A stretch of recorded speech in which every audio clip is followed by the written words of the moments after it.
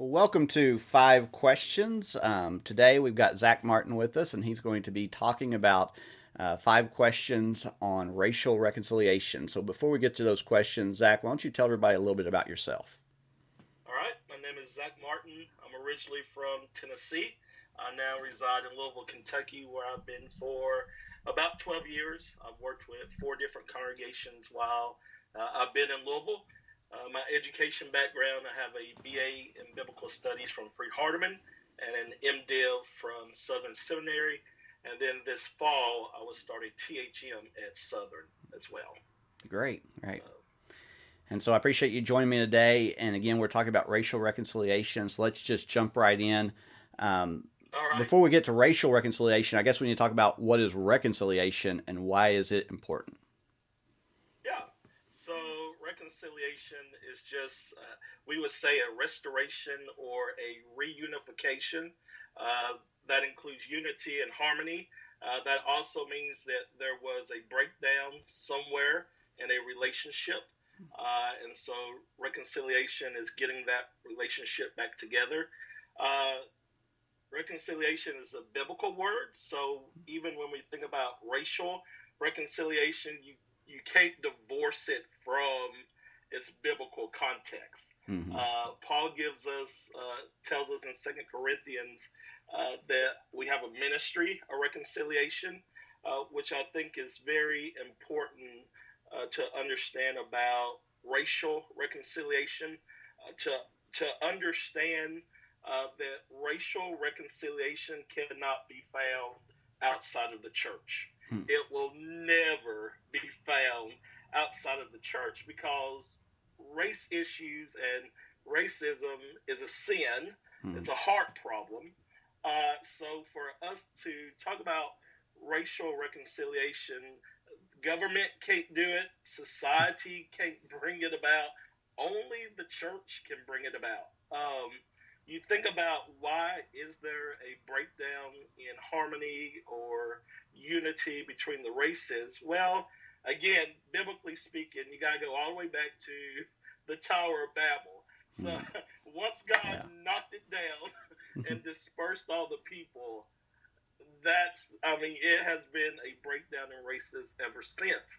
And so it can only be remedied with the gospel, which is very, I think part of your question was, why is it important?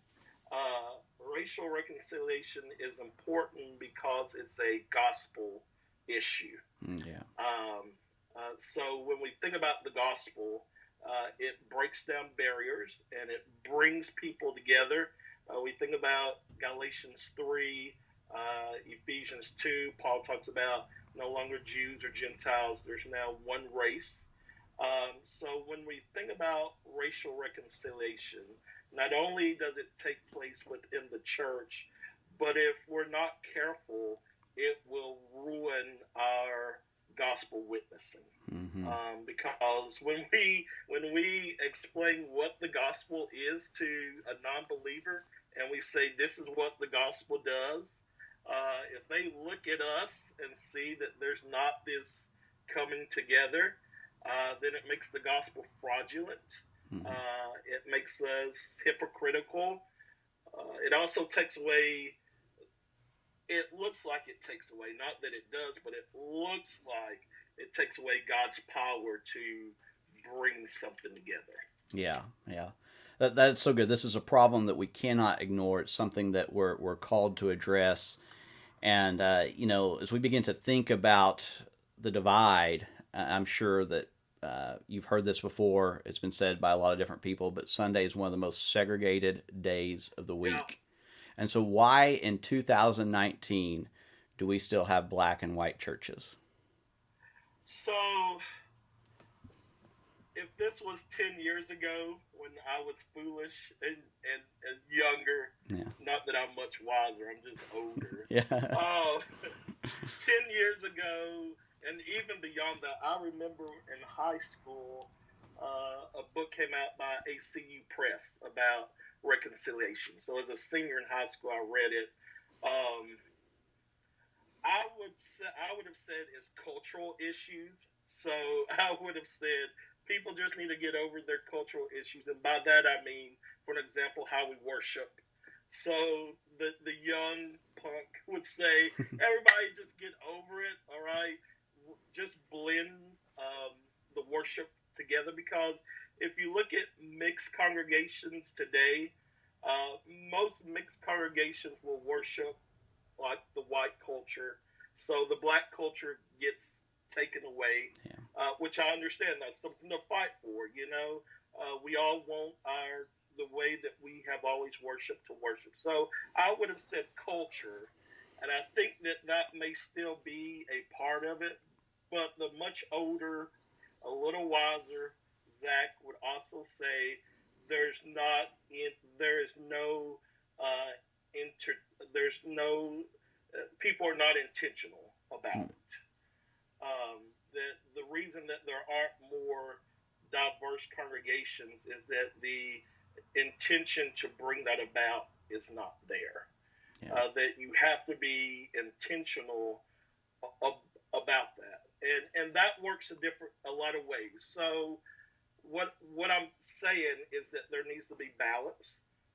So a mentor of mine, we were talking about this same question about maybe a few months ago, a year ago, and he said, in the area that my congregation is in, it's a white neighborhood. It's a white community. Yeah. There's no diversity there.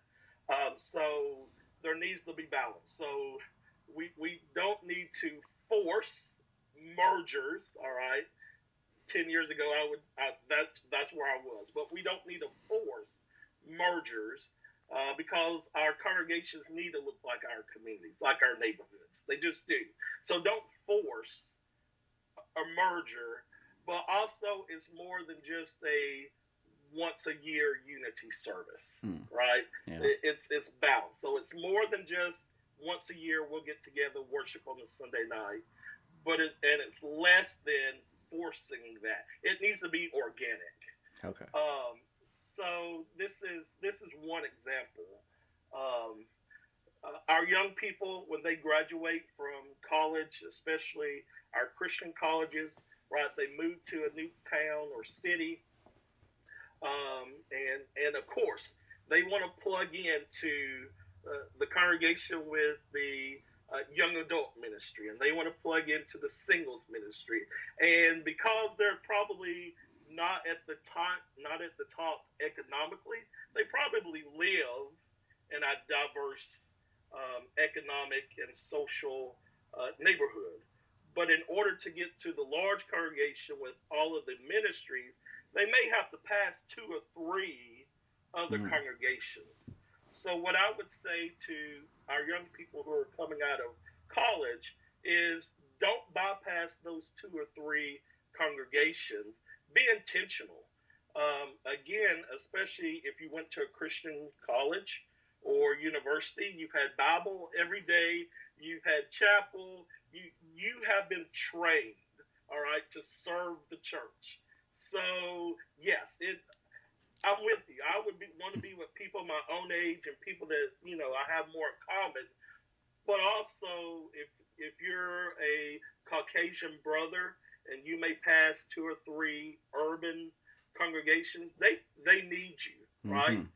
Yeah. To help lead singing, to teach classes, to train, all right?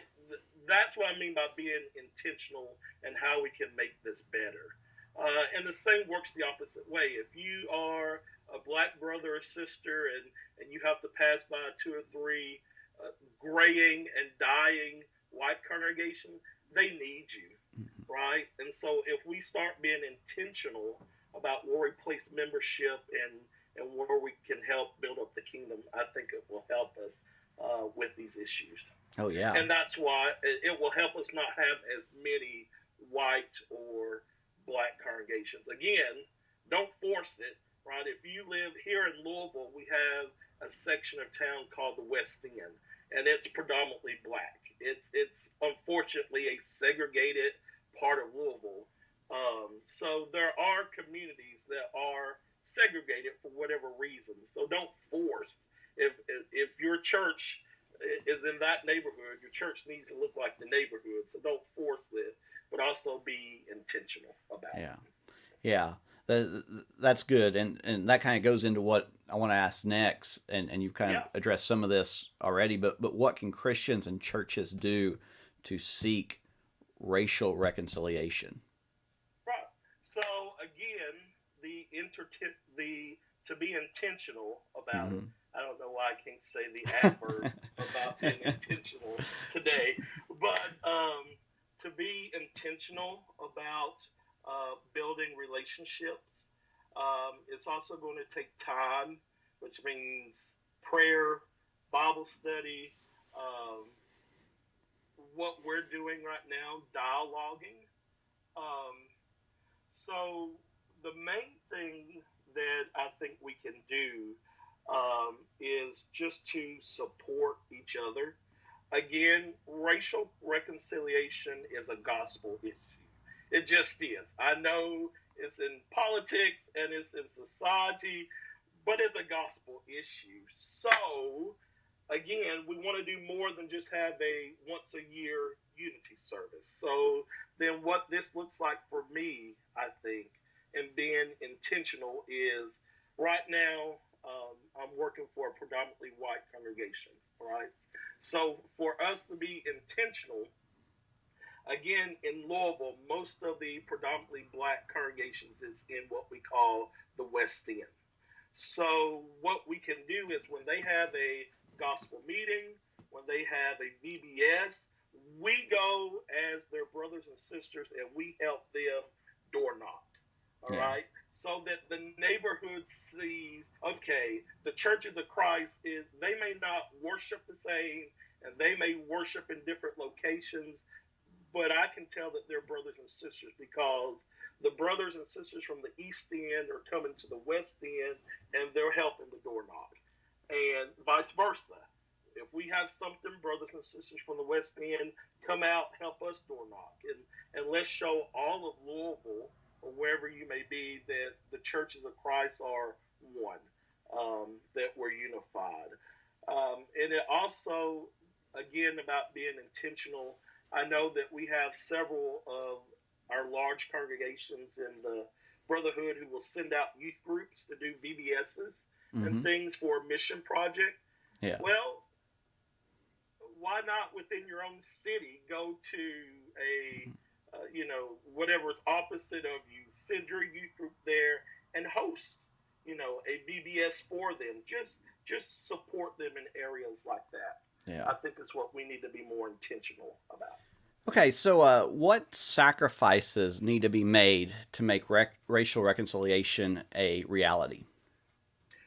So I would put it all under the big heading of pride. So to make it more positive, we need humility. So what I mean by that is specifically when it comes to tradition, and I can take that a step further. Worship, like I mentioned before, culture still seems to be one of the biggest issues for us to work through when it comes to not only just racial reconciliation, but if we're trying to make or we're trying to let the church look like what the church should look like. We have a hard time with breaking down whose culture is the congregation going to take over. So there just needs to be a compromise of that. No one culture needs to overtake the other. So your worship services need to include both styles. And I know that for some people, they make it a Romans 14 issue with weaker brother, stronger brother. Let's just concede to the weaker brother. But again, a lot of that, I think what Paul means by that is just humility. Let's have humility in how we look at these issues. Um, and also what we're doing, just open dialogue, just to begin the conversation. And it's going to take time, so you're going to have to sacrifice time, and that is studying and prayer and dialogue. It'll take time.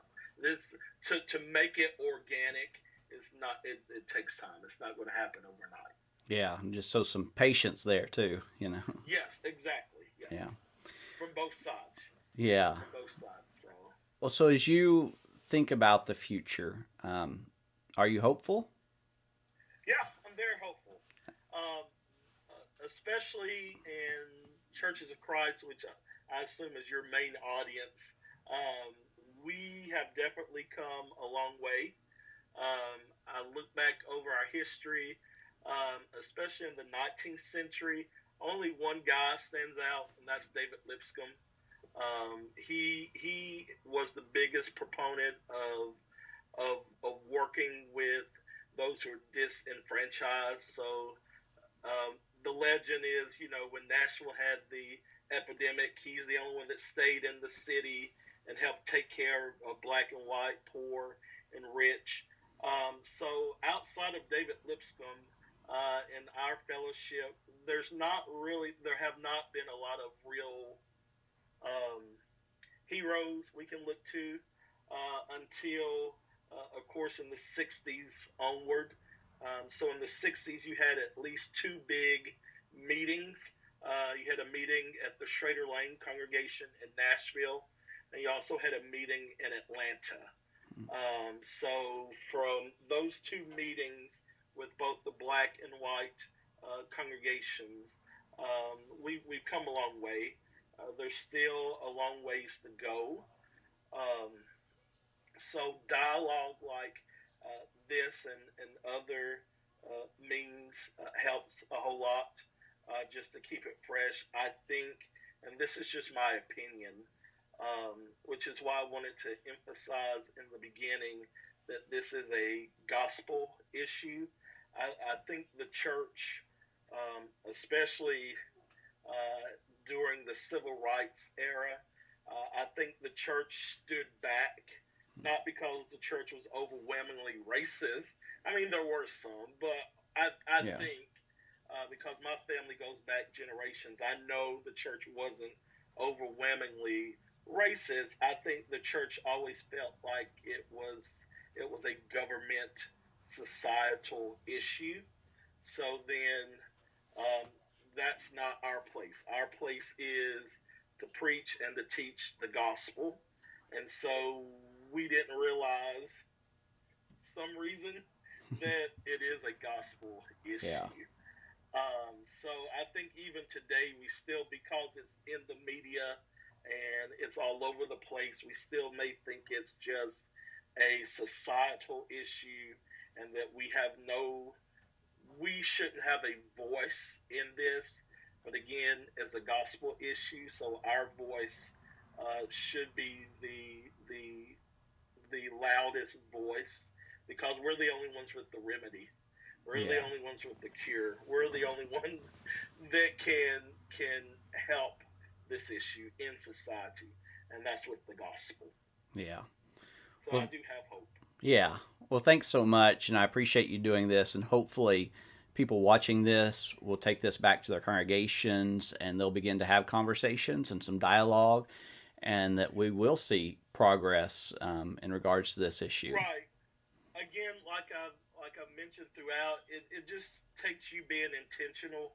I don't have it all together because some of the things that I mentioned, it's not like I've done them and it works. You just got to figure out what works for your area. And again, as you mentioned, patience. And again, a lot of planning, a lot of strategy because it takes that. But remember, nothing works except nothing can work without prayer. So that has to be the number one priority through all of this. Yeah.